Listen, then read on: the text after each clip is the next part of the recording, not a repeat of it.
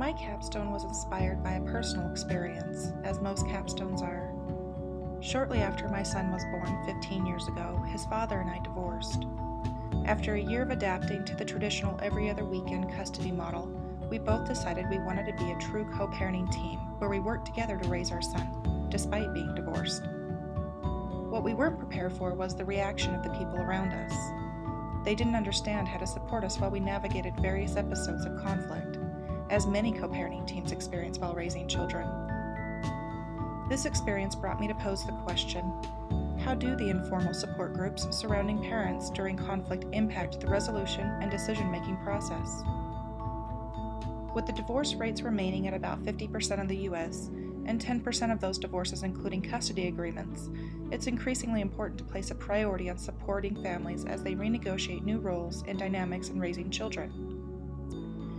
Current literature offered has a focus on formal interventions, such as mediation and litigation, that helps parents to resolve their conflict. There is very little research, however, in addressing the surrounding support group's influence.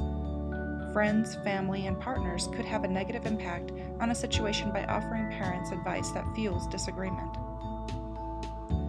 Research offers insight into how gender, culture, and different parenting styles play a role in how conflict manifests. They also have a role in how informal supports are incorporated into the various conflict situations. Group influence is recognized as helping parents to cope, as well as the amount of maturity that is demonstrated while managing interparental struggles. In exploring my research question, I interviewed 3 mothers and 3 fathers. I worked with my supervising organization, Salt Lake County Youth Services, and approached parents that were referred by the organization's family therapists. I spoke with the parents about their conflict situations, and they shared details about the different influences that had negative and positive effects. I also helped 3 parents to create a digital story based on their experience. Digital storytelling is a short form of digital media production that allows people to share aspects of a life story. The stories are limited to 300 to 400 words and are typically between 3 to 4 minutes long, incorporating a narrative recording, music, pictures, and other media that expresses the story they want to share.